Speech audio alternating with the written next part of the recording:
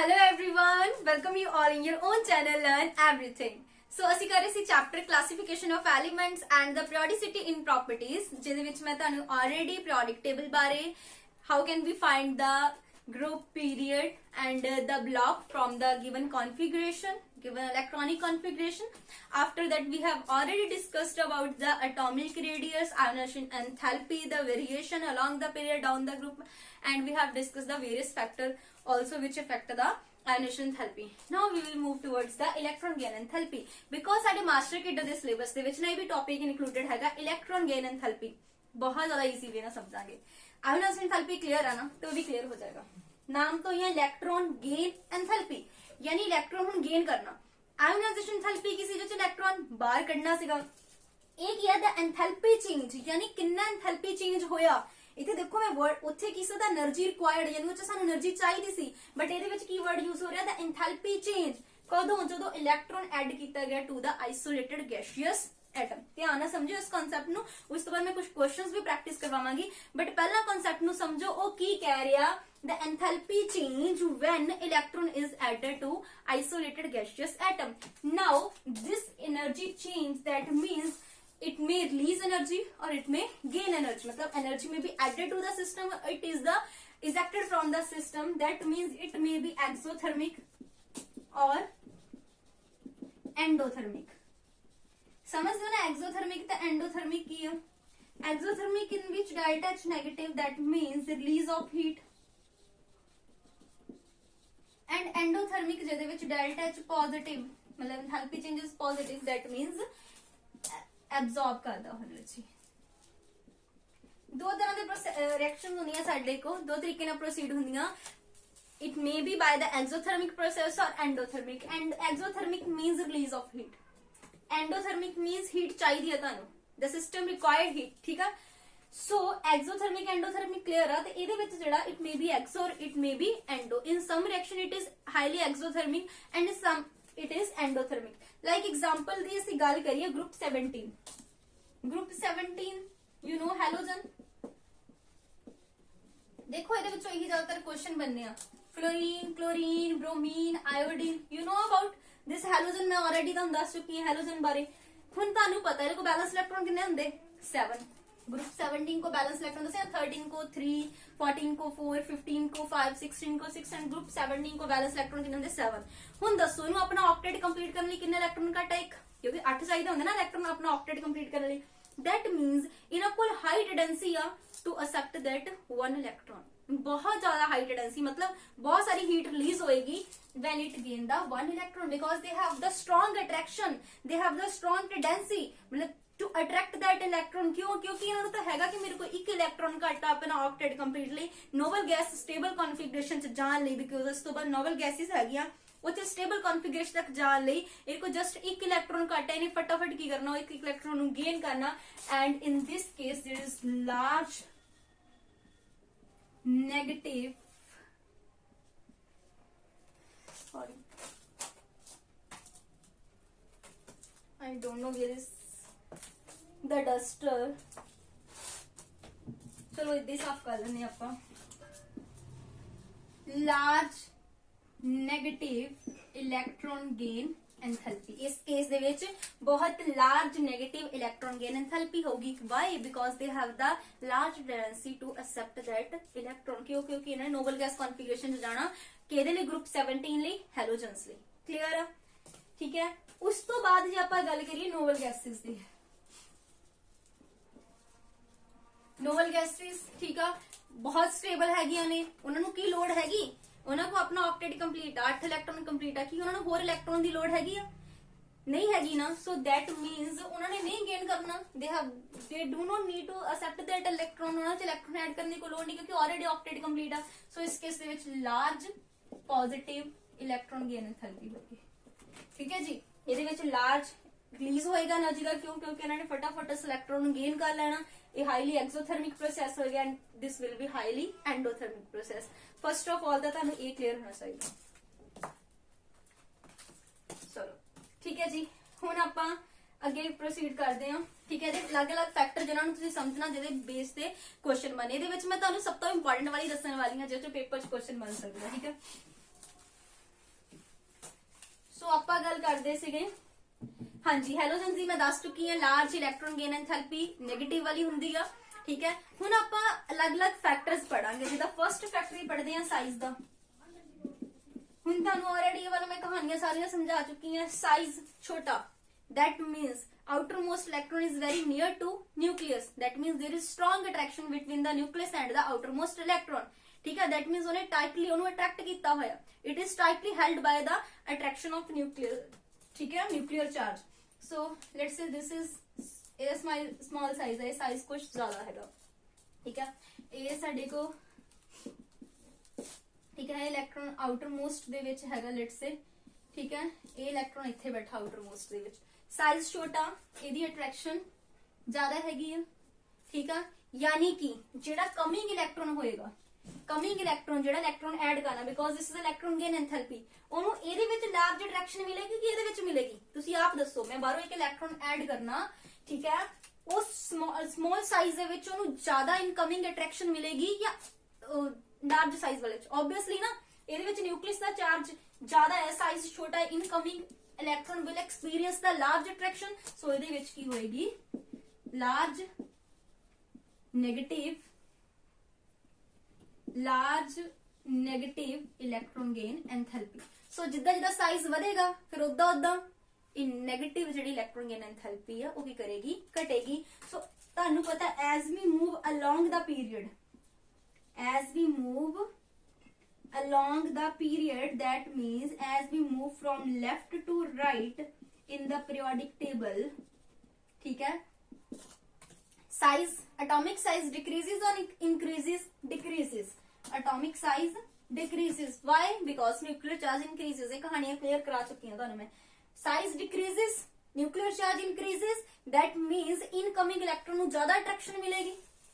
Incoming that means large negative electron gain enthalpy, यानी इधर नु electron gain enthalpy की होगी बहुत ज्यादा नेगेटिव। क्लियर है?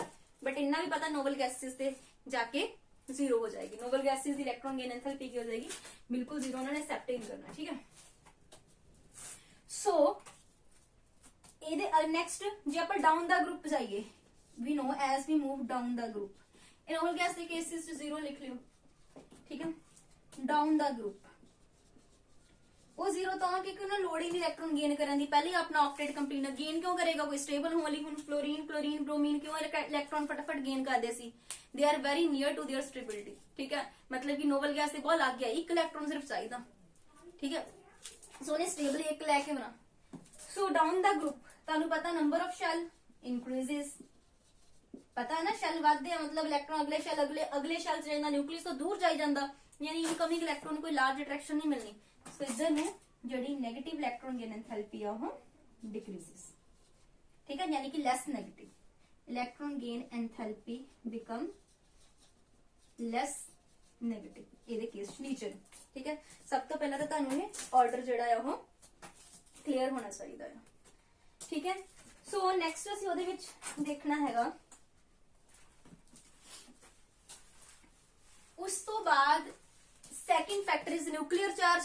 तो मैं तुहानू हुणी दस चुकी हां, जो न्यूक्लियर चार्ज ज्यादा होएगा दैट मीन्स इनकमिंग इलेक्ट्रॉन ज्यादा अट्रैक्शन मिलेगी, electron gain enthalpy will be more negative, ज्यादा नेगेटिव होएगी। सो जिद्दां जिद्दां न्यूक्लियर चार्ज घटेगा, हुण कांसेप्ट साइज तो क्लियर हो गया।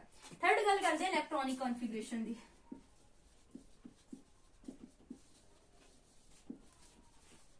हाँ जी अगेन गल उत्थे आनी half filled and fully filled.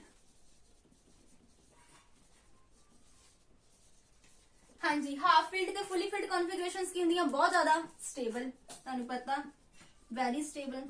की उन्हां लोड है इलेक्ट्रॉन गेन करन दी? नहीं, क्योंकि स्टेबल आ। देखो स्टेबल चीज नूं ना ज्यादा लोड नहीं हुंदी, स्टेबल मतलब स्थिर आ, सैटिस्फाइड आ ठीक है। हाफ फील्ड फुली फील्ड बाय तुहानू भी दसदा ही स्टेबल क्यों होंदे, because symmetry leads to stability. जिन्नी सिमेट्री होएगी उन्नी स्टेबिलिटी होएगी। मैं तुहानू कांसेप्ट समझा चुकी हां।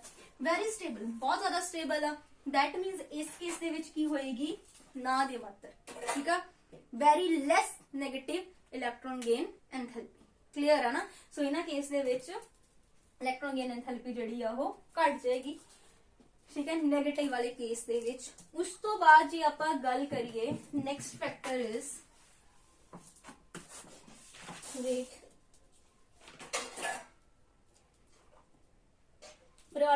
ਵੀ ਆਪਾਂ ਕਰ ਚੁੱਕੇ ਹਾਂ, ਸਾਈਜ਼ ਵੀ। ਹਾਂਜੀ, ਉਸ ਤੋਂ ਬਾਅਦ ਅਸੀਂ ਕੁਝ ਕੁਐਸਚਨਸ ਦੇਖਦੇ ਹਾਂ ਲਾਈਕ O ਤੇ F। ਹੁਣ ਅਲੱਗ-ਅਲੱਗ ਅਸੀਂ ਆਰਡਰ ਦੇਖ ਲੈਂਦੇ ਹਾਂ, ਠੀਕ ਹੈ। ਸਭ ਤੋਂ ਪਹਿਲਾਂ ਆਪਾਂ ਗੱਲ ਕਰਦੇ ਹਾਂ O ਤੇ F। ਇਹ 'ਚ ਨਾ ਕੁਝ ਐਕਸੈਪਸ਼ਨਸ ਵੀ ਹੈ, ਜਿੱਦਾਂ ਐਕਸੈਪਸ਼ਨਸ ਇਜ਼, ਹਾਂਜੀ ਜਿੱਦਾਂ ਸਿੰਪਲ ਐਕਸੈਪਸ਼ਨ ਹੀ ਹੈ ਤਾਂ ਹੁਣ ਮੈਂ ਤੁਹਾਨੂੰ ਇਹ ਵੀ ਦੱਸ ਦਿੰਦੀ BEMG ਤੇ ਜਿੱਦਾਂ N। ਤੁਹਾਨੂੰ ਪਤਾ ਇਹਨਾਂ ਦੀ ਇਲੈਕਟ੍ਰੋਨਿਕ ਕਨਫੀਗਰੇਸ਼ਨ ਦੇਖ ਕੇ ਲਿਖੋ, ਇਹਨਾਂ ਦੇ ਆਊਟਰ ਮੋਸਟ ਫੁਲੀ ਫਿਲਡ ਜਾਂ ਹਾਫ ਫਿਲਡ ਹੋਏਗੀ। ਜਿੱਦਾਂ ਦੇ ਲਾਸਟ ਤੁਸੀਂ 2p3 ਦੇਖਿਆ ਸੀ, ਕੱਲ ਵੀ ਦੱਸਿਆ ਸੀ। ਹਾਫ ਫਿਲਡ ਆ, ਫੁਲੀ ਫਿਲਡ ਆ, ਸਟੇਬਲ ਆ, ਇਹਨਾਂ ਨੂੰ ਇਲੈਕਟ੍ਰੋਨ ਗੇਨ ਕਰਨ ਦੀ ਲੋੜ ਹੈ ਨਹੀਂ, ਸੋ ਇਹਨਾਂ ਦੇ ਕੇਸ 'ਚ 0 ਹੋ ਜਾਏਗੀ ਇਲੈਕਟ੍ਰੋਨ ਗੇਨ ਐਂਥੈਲਪੀ। ਜਿੱਦਾਂ ਨੋਬਲ ਗੈਸਿਸ ਦੇ ਕੇਸ 'ਚ ਹੋ ਜਾਂਦੀ ਹੈ ਨਾ, ਪੇਪਰ 'ਚ ਪੁੱਛਿਆ ਜਾ ਸਕਦਾ ਕਿਹੜੇ ਕੇਸ 'ਚ 0 ਹੋ ਸਕਦੀ ਹੈ। ਜਿਹਨਾਂ ਦੀ ਹਾਫ ਫਿਲਡ ਫੁਲੀ ਫਿਲਡ ਹੋਏਗੀ, ਠੀਕ ਆ, ਜਾਂ ਫਿਰ ਜਿਹੜੀਆਂ ਨੋਬਲ ਗੈਸਿਸ ਹੈਗੀਆਂ ਨੇ ਉਹਨਾਂ ਦੀ ਇਲੈਕਟ੍ਰੋਨ ਗੇਨ ਐਂਥੈਲਪੀ ਕੀ ਹੋ ਜਾਏਗੀ, 0 ਹੋਗੀ। ਆਲਮੋਸਟ ਜਿਹੜੀ ਆ 0 ਦੇ ਹੀ ਬਰਾਬਰ ਹੋ ਜਾਏਗੀ। ਤੇ ਹੈਲੋਜਨਸ ਦੀ ਜਿਹੜੀ ਆ ਹਾਈਐਸਟ, ਸਭ ਤੋਂ ਹਾਈਐਸਟ ਨੈਗੇਟਿਵ ਜਿਹੜੀ ਇਲੈਕਟ੍ਰੋਨ ਗੇਨ ਐਂਥੈਲਪੀ ਉਹ ਹੈਲੋਜਨਸ ਦੀ ਹੋਏਗੀ, group 17 the. And then is, ਹਾਂਜੀ ਇੱਕ ਨਾ ਬਹੁਤ ਇੰਪੋਰਟੈਂਟ ਇੱਥੇ ਇੱਕ ਐਕਸੈਪਸ਼ਨ ਹੈ, ਉਹ ਹੈ ਫਲੋਰੀਨ ਤੇ ਕਲੋਰੀਨ। ਹਾਂਜੀ ਇਹ ਇੰਪੋਰਟੈਂਟ ਆ, ਇਹਦੇ ਵਿੱਚ ਬਹੁਤ ਜ਼ਿਆਦਾ। ਜੇ ਤੁਸੀਂ ਗੱਲ ਕਰੀਏ ਆਪਾਂ fluorine, chlorine, bromine and iodine, we know as we move down the group this electron gain enthalpy become less negative. ਤਾਂ ਅਸੀਂ ਕਹਿੰਦੇ ਇਧਰ ਨੂੰ ਘਟਦੀ ਆ, ਆਪਾਂ ਸਿੰਪਲ ਜਿਹੀ ਭਾਸ਼ਾ 'ਚ ਕਹੀਏ। ਦੈਟ ਮੀਨਸ ਜੇ ਘਟਣ ਦੀ ਗੱਲ ਕਰੀਏ ਤਾਂ ਫਲੋਰੀਨ ਦੀ ਜਿਹੜੀ ਆ ਸਭ ਤੋਂ ਜ਼ਿਆਦਾ ਹੋਣੀ ਚਾਹੀਦੀ ਆ, ਠੀਕ ਹੈ ਜੀ। ਘਟਣ ਦਾ ਮਤਲਬ ਫਲੋਰੀਨ ਦੀ ਸਭ ਤੋਂ ਜ਼ਿਆਦਾ ਹੋਣੀ ਚਾਹੀਦੀ ਹੈ, ਬਟ ਹੁੰਦਾ ਕੀ ਫਲੋਰੀਨ ਕਲੋਰੀਨ ਚੋਂ ਕਲੋਰੀਨ ਦੀ ਜ਼ਿਆਦਾ ਹੋ ਜਾਂਦੀ। ਕਲੋਰੀਨ ਦੀ ਇਲੈਕਟ੍ਰੋਨ ਗੇਨ ਐਂਥੈਲਪੀ ਬਿਕਮ ਮੋਰ ਨੈਗੇਟਿਵ ਦੈਨ ਫਲੋਰੀਨ। ਹੁਣ ਕਾਰਨ ਦੇਖੋ, ਤੁਹਾਨੂੰ ਪਤਾ ਇਧਰ ਨੂੰ ਸਾਈਜ਼ ਘਟਦਾ ਤੇ ਫਲੋਰੀਨ ਦਾ ਸਾਈਜ਼ ਹੋ ਗਿਆ ਛੋਟਾ। ਇੰਨਾ ਸਾਈਜ਼ ਛੋਟਾ ਹੁੰਦਾ ਕਿ ਇਹਦੇ ਅੰਦਰ ਨਾ ਇਲੈਕਟ੍ਰੋਨਿਕ ਰਿਪਲਸ਼ਨਸ ਆ ਜਾਂਦੀਆਂ। ਇਲੈਕਟ੍ਰੋਨ ਗੇਨ ਕਰਨ ਦੇ ਉਹ ਤਾਂ ਅੰਦਰੋਂ ਇੱਕ ਦੂਜੇ ਰਿਪੈਲ ਕਰ ਰਹੇ ਆ, ਤੇ ਉਹਨਾਂ ਨੇ ਬਾਹਰੋਂ ਵਾਲੇ ਇਲੈਕਟ੍ਰੋਨ ਕਿੱਥੋਂ ਲੈਣਾ, ਠੀਕ ਹੈ ਨਾ। ਸੋ ਇਹਦੇ ਵਿੱਚ ਕੀ ਹੁੰਦਾ, ਡਿਊ ਟੂ ਸਮਾਲ ਸਾਈਜ਼, ਠੀਕ ਹੈ, there is very small size electronic repulsions, ठीक है। आपस ਦੇ ਵਿੱਚ ਇਲੈਕਟ੍ਰੋਨਿਕ ਰਿਪਲਸ਼ਨਸ ਆ। ਸੋ ਉਹਨੇ ਬਾਹਰ ਵਾਲਾ ਜਿਹੜਾ ਇਨਕਮਿੰਗ ਇਲੈਕਟ੍ਰੋਨ ਆ ਉਹਨੂੰ ਕੋਈ ਅਟਰੈਕਸ਼ਨ ਨਹੀਂ ਸ਼ੋ ਕਰਨੀ, ਠੀਕ ਹੈ। they will not show any attraction to the incoming electron. so ਇਹਦੇ ਕੇਸ ਦੇ ਵਿੱਚ ਫਿਰ it become less negative, so this become more negative. ਇਹ ਇੰਪੋਰਟੈਂਟ ਹੈ, ਇਹੀ ਪੇਪਰ 'ਚ ਕੁਐਸਚਨ ਆਈ ਥਿੰਕ ਸ਼ਾਇਦ ਮਾਸਟਰ ਗੇਡਰ 'ਚ ਇੱਕ ਵਾਰੀ ਪੁੱਛ ਵੀ ਲਿਆ ਗਿਆ ਹੈ ਕਿ ਫਲੋਰੀਨ ਕਲੋਰੀਨ ਦੇ ਵਿੱਚੋਂ ਦੇਖੋ ਕੁਐਸਚਨ ਜਿਹੜੇ ਆ ਨਾ ਉਹ ਜ਼ਿਆਦਾ ਐਕਸੈਪਸ਼ਨ ਦੇ ਵਿੱਚੋਂ ਹੀ ਬਣਦੇ ਆ। ਸੋ ਉਹਨਾਂ ਨੂੰ ਵੀ ਧਿਆਨ 'ਚ ਰੱਖੋ ਕਿ ਕਿਹੜੀ ਐਕਸੈਪਸ਼ਨ on ਫਲੋਰੀਨ ਕਲੋਰੀਨ ਦੇ ਵਿੱਚੋਂ as we expected ਤਾਂ ਇਹੀ ਅਸੀਂ ਕਰਦੇ ਹਾਂ ਕਿ down the group it become less negative, so it decreases. That means fluorine should have the high electron gain enthalpy, negative in case of negative, but ਹੁੰਦਾ ਕੀ ਆ ਕਲੋਰੀਨ ਦੀ ਜ਼ਿਆਦਾ ਨੈਗੇਟਿਵ ਹੋ ਜਾਂਦੀ ਆ। ਕਾਰਨ ਦੱਸ ਦਿੱਤਾ, ਇਸ ਵਾਰੀ ਪੇਪਰ 'ਚ ਕਾਰਨ ਵੀ ਪੁੱਛ ਸਕਦੇ ਆ, why small size and electronic repulsion. ਹੁਣ ਤੁਸੀਂ ਕੁਝ ਦੱਸਣੇ ਆਪ, ਠੀਕ ਹੈ। ਮੈਂ ਤਾਂ ਇੱਥੇ ਆਰਡਰ ਪਾਣੀ ਆ, O ਤੇ F ਦੇ ਵਿੱਚੋਂ ਦੱਸੋ ਕਿਹਦੀ ਜ਼ਿਆਦਾ ਹੋਏਗੀ, ਠੀਕ ਹੈ। O ਤੇ F ਦੇ ਵਿੱਚੋਂ ਕਿਹਦੀ ਜ਼ਿਆਦਾ ਹੋਏਗੀ ਤੁਸੀਂ ਦੱਸਣਾ, ਠੀਕ ਹੈ। तो ਉਸ ਤੋਂ ਬਾਅਦ ਮੈਂ ਐਕਸਪਲੇਨ ਕਰ ਰਹੀ ਹਾਂ, ਪਹਿਲਾਂ ਵੀਡੀਓ ਰੋਕ ਕੇ ਖੁਦ ਟਰਾਈ ਕਰੋ ਪੀਰੀਓਡਿਕ ਟੇਬਲ ਦੇ ਵਿੱਚ। ਜੇ ਤੁਸੀਂ ਆਰਡਰ ਦੇਖੋ BCNOFNE, ਠੀਕ ਹੈ, ਇਧਰ ਨੂੰ ਜਾਂਦੇ ਬਿਕਮ ਮੋਰ ਨੈਗੇਟਿਵ, ਸੋ ਫਲੋਰੀਨ ਦੀ ਕੀ ਹੋ ਜਾਏਗੀ ਜ਼ਿਆਦਾ ਆਕਸੀਜਨ ਨਾਲੋਂ, ਠੀਕ ਹੈ। ਸੋ ਫਲੋਰੀਨ ਦੀ ਜ਼ਿਆਦਾ ਹੋਏਗੀ। ਨੈਕਸਟ ਅਸੀਂ ਕੁਝ ਹੋਰ ਕੁਐਸਚਨ ਲੈ ਲੈਣੇ, N ਤੇ O। N ਤੇ O ਦੇ ਵਿੱਚੋਂ ਤੁਸੀਂ ਦੱਸਣਾ ਕਿਹਦੀ ਜ਼ਿਆਦਾ, N ਤੇ O, ਠੀਕ ਹੈ। ਸਿੰਪਲ ਆ, ਅਗੇਨ BCNOFNE ਮੈਂ ਤੁਹਾਨੂੰ ਆਰਡਰ ਦੱਸ ਚੁੱਕੀ ਹਾਂ, ਇੱਧਰ ਨੂੰ ਜਾਂਦੇ ਵੱਧਦੀ ਆ, ਸੋ ਕਿਹਦੀ ਵੱਧ ਜਾਏਗੀ O ਦੀ, ਠੀਕ ਹੈ। N ਤੇ O ਦੇ ਵਿੱਚ ਕਿਹਦੀ ਜ਼ਿਆਦਾ ਹੋ ਜਾਏਗੀ O the. Next is fluorine chlorine, ਠੀਕ ਹੈ, ਆਲਰੇਡੀ ਕਰਵਾ ਚੁੱਕੀ ਹਾਂ। ਫਲੋਰੀਨ ਕਲੋਰੀਨ ਵਿੱਚੋਂ ਕਿਹਦੀ ਜ਼ਿਆਦਾ ਹੋਏਗੀ chlorine the. Next is BR and I, bromine and iodine. This is second one, this is first one, third one. bromine ਤੇ iodine ਚੋਂ ਕਿਹਦੀ ਜ਼ਿਆਦਾ ਹੋਏਗੀ? Yes, ਤੁਹਾਨੂੰ ਪਤਾ ਆ, fluorine, chlorine, bromine and iodine. Down the group become less negative, so ਕਿਹਦੀ ਜ਼ਿਆਦਾ ਹੋ ਜਾਏਗੀ bromine ਦੀ। so ਇਹਦੇ ਵਿੱਚੋਂ bromine ਦੀ ਜ਼ਿਆਦਾ ਹੋ ਜਾਏਗੀ, ਇਹਦੇ ਵਿੱਚੋਂ O ਦੀ ਜ਼ਿਆਦਾ ਸੀ। next is bromine iodine after B and Al, boron and aluminium.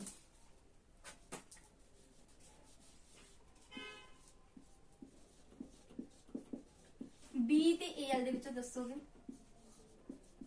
Down the group become less negative, so किहदी ज्यादा होगी बोरोन दी। क्लियर है ना, मतलब कि बस डाउन दा तानू ग्रुप इधर नु ते इधर नु पता होना चाहिए, ये ऑर्डर वही चलणगे। And then is